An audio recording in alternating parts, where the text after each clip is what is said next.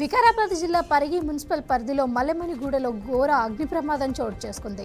ఇంటి వారు పొలాలకు వెళ్లిన సమయంలో మంటలు చెలరేగి రసూల్ బి, బిషీర్ బి మౌలానాలకు చెందిన 3 ఇళ్లు పూర్తిగా కాలిపోయాయి. ఇక ఫైర్ సిబ్బంది వచ్చేలోపే సర్వస్వం బూడిదవ్వగా 2 మేకపిల్లలు మృతి చెందాయి. ఇక వంట సామాగ్రి, కట్టుబట్టలతో సహా నిత్యావసరాలన్నీ కాలిపోవడంతో బాధిత కుటుంబాలు వీధిన పడ్డాయి. మంచిర్యాల జిల్లా మందమరి పట్టణంలో ఒక కుటుంబం తమ పెంపుడు శనుకంపై అపురూపమైన ప్రేమను చాటుకుంది. 1వ జోన్కు చెందిన నీలం రాజశేఖర్, సునీత దంపతులు గత 14 ఏళ్లుగా ఆ శనకాన్ని సొంత బిడ్డలా పెంచుకుంటూ మేడారం జాతర మొక్కులలో భాగంగా సమ్మక్క సారలకకు ఎత్తు బంగారం జోకారు. ఇక జంతువుల పట్ల వారు చూపిన మానవత్వం, భక్తిని చూసి స్థానికులు అభినందనలు తెలియజేశారు. ప్రకాశం జిల్లా సింగరాయకొండ జాతీయ రహదారి విస్తరణలో భాగంగా చేపట్టిన ఎమర్జెన్సీ ల్యాండింగ్ ప్రాజెక్టు 2ను స్థానికులు తీవ్రంగా వ్యతిరేకిస్తున్నారు. ఇక కాకతీయ కన్వెన్షన్ హాల్లో సామసమైన బాధితులు భూసేకరణ వల్ల జరుగుతున్న నష్టాలపై ఓటింగ్ ద్వారా అభిప్రాయాలు వెల్లడించారు. ఇక ములగల పంటపాడుకు చెందిన కలికివాయి, అలాగే కనుమల్ల సింగరాయకొండ గ్రామాలు ప్రజలు జాయింట్ యాక్షన్ కమిటీగా ఏర్పడి ఈ సమస్యను ఎంపీ మాగుంట శ్రీనివాసుల రెడ్డి దృష్టికి తీసుకొని వెళ్లి న్యాయం కోసం పోరాడతామని తెలియజేశారు. బాపట్ల జిల్లాను పర్యాటక హబ్గా అభివృద్ధి చేయాలనే లక్ష్యంతో కలెక్టరేట్లో నూతనంగా ఏర్పాటు చేసిన జిల్లా పర్యాటక శాఖ కార్యాలయాన్ని కలెక్టర్ డాక్టర్ వినోద్ కుమార్ ప్రారంభించారు. ఇక జిల్లా పర్యాటక అధికారికంగా షేక్ అలీ అస్గర్ను ప్రభుత్వం నియమించింది అని తెలిపారు. సూర్యలంక, వడరేపు, అలాగే రామాపురం బీచ్ల అభివృద్ధికి ప్రత్యేక దృష్టి సారిస్తాము అని పర్యాటకులకు అవసరమైన సమాచారం కోసం అధికారులను సంప్రదించాలి అని సూచించారు. రాష్ట్ర ప్రభుత్వం అమలు చేస్తున్న వ్యవసాయ యాంత్రీకరణ పథకంలో భాగంగా వికారాబాద్ కలెక్టరేట్ ఆవరణలో జిల్లా కలెక్టర్ ప్రతీక్ జైన్ రాయితీని వ్యవసాయ పరికరాలను పంపిణీ చేశారు.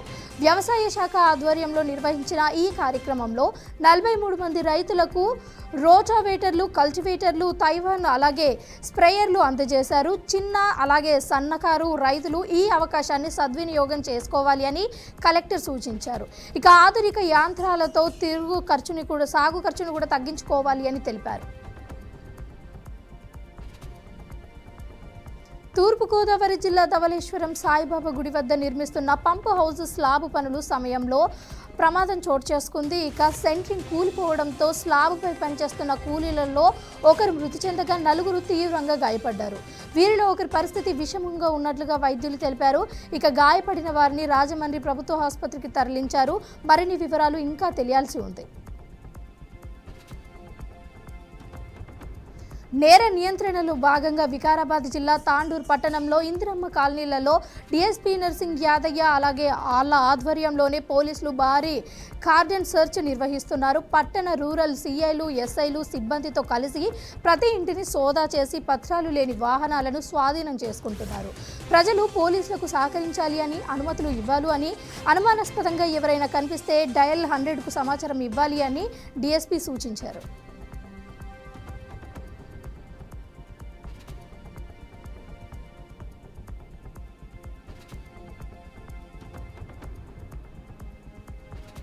కుత్బుల్లాపూర్లో విషాద ఘటన చోటు చేసుకుంది. విద్యుత్ షాక్కి గురై షల్ముఖ్ అనే 35 ఏళ్ల కార్మికుడు అక్కడికక్కడే మృతి చెందాడు. ఇక పేట్ బషీర్బాద్ విద్యుత్ వైర్లు మరమ్మతులు చేస్తున్న సమయంలోనే ఈ ఘటన చోటు చేసుకున్నట్లుగా తెలుస్తోంది. తోటి కార్మికులు తెలిపారు ఈ విషయాన్ని. ఇక కరెంటు తీగలు ప్రమాదకరంగా ఉన్నాయి అని అధికారులకు ఎన్నిసార్లు చెప్పినా పట్టించుకోలేదు అని స్థానికులు మండిపడ్డారు. విద్యుత్ అధికారుల నిర్లక్ష్యం వల్లే ఈ వ్యక్తి చనిపోయాడు అని ఆవేదన వ్యక్తం చేశారు. ఘటనపై పోలీసులు కేసు నమోదు చేసి దర్యాప్తు చేస్తున్నారు.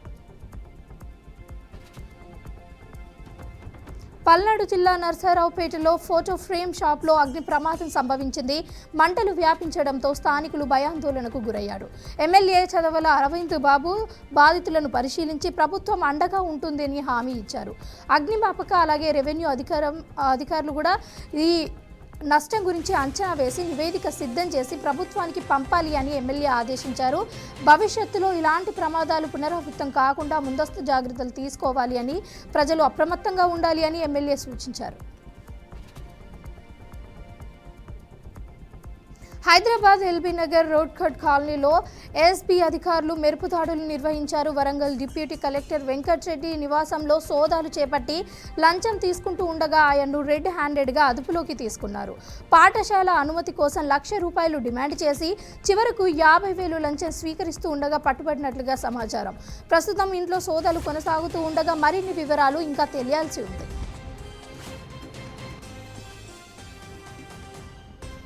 హైదరాబాద్ మాదాపూర్ అయ్యప్ప సొసైటీలోని వేదాంతు కళాశాలలో ఉద్రిక్తత ఘటన చోటు చేసుకుంది. అనుమతులు లేకుండా కళాశాల హాస్టల్ నిర్వహిస్తున్నారు అని ఆరోపిస్తూ విద్యార్థుల సంఘాలు నిరసనకు దిగాయి. ఒకే భవనంలో బాలికలకు హాస్టల్ వసతి కల్పించడంపై ఆగ్రహం వ్యక్తం చేస్తూ కళాశాల యాజమాన్యంపై కఠిన చర్యలు తీసుకోవాలి అని డిమాండ్ చేశారు. ఇక సమాచారం అందుకున్న పోలీసులు అక్కడికక్కడే చేరుకొని పరిస్థితిని అదుపులోకి తీసుకొచ్చే ప్రయత్నం చేశారు. హైదరాబాద్లో బేగంపేట్ ఫ్లైఓవర్పై రోడ్డు ప్రమాదం చోటు చేసుకుంది. ఈ ఘటన కారు అదుపు తప్పి బోల్తా పడింది. దీంతో రోడ్డుపై భారీ ట్రాఫిక్ అంతరాయం ఏర్పడింది. సమాచారం అందుకున్న పోలీసులు ఘటనా స్థలానికి చేరుకొని ట్రాఫిక్ను క్లియర్ చేశారు. ఇక ఈ ప్రమాదంలో 3 వ్యక్తులు గాయపడ్డారు. వారిని వెంటనే చికిత్స నిమిత్తం ఆసుపత్రికి తరలించారు.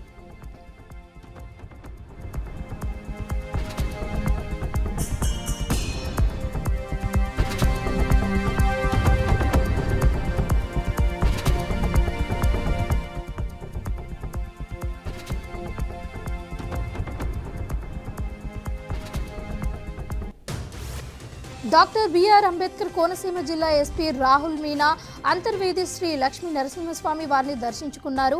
ఆలయ అధికారులు ఘనస్వాగతం పలికారు. అనంతరం పండితులు వేదాశీర్వాదం ప్రసాదాలు అందజేశారు. జనవరి 25 నుంచి ఫిబ్రవరి 2 వరకు జరిగే తీర్థ మహోత్సవాలు ఏర్పాట్లను ఎస్పీ పరిశీలించి భక్తులకు ఎలాంటి ఇబ్బందులు లేకుండా క్యూ లైన్లు, రథోత్సవం, అలాగే సముద్ర స్నానాల వద్ద కట్టుదిట్టమైన భద్రతలు కల్పించాలి అని అధికారులను ఆదేశించారు. వికారాబాద్ జిల్లా తాండూరు మాతా శిశు ఆరోగ్య కేంద్రం వద్ద ఒక టిఫిన్ సెంటర్ నిర్వాహకులు బాలింతల ప్రాణాలతో ఆడుకుంటున్న ఘటన చోటు చేసుకుంది. ఆసుపత్రికి తీసుకెళ్లిన ఇడ్లీ పార్సల్లో పురుగులు కనిపించడంతో బాధితుడు యాజమాన్యాన్ని నిలదీశాడు. అయితే యజమాని బాధ్యతారహితంగా స్పందించి గొడవకు దిగాడు. వీడియో తీస్తున్న ప్రతినిధులపై దాడికి కూడా ప్రయత్నించాడు. ఇక స్థానికులు బాధితులు నాణ్యత లేని ఆహారం అందించే వారిపై టిఫిన్ సెంటర్లపై సేఫ్టీ అధికారులు కఠిన చర్యలు తీసుకోవాలి అని డిమాండ్ చేస్తున్నారు. పెద్దపల్లి జిల్లా రామగిరి మండలం సెంటినరీ కాలనీలో RG3 జనరల్ మేనేజర్ కార్యాలయం వద్ద TBGKS ఆధ్వర్యంలో కార్మికులు భారీ ధర్నా చేపట్టారు. మంత్రి మాజీ ఎమ్మెల్యే పుట్టమధు అధ్యక్షుడు మిర్యాల రాజరెడ్డి నేతృత్వంలో నిర్వహిస్తున్న నిరసనలో సింగరేణి సైట్ విజిటింగ్ నిబంధనలను తొలగించమని, అలాగే 9E బ్లాక్ టెండర్లలో జరిగిన అక్రమాలను అరికట్టమని డిమాండ్ చేశారు. అధికారులు అక్రమ టెండర్లను వెంటనే రద్దు చేసి సంస్థను కాపాడుకోవాలి అని హెచ్చరించారు.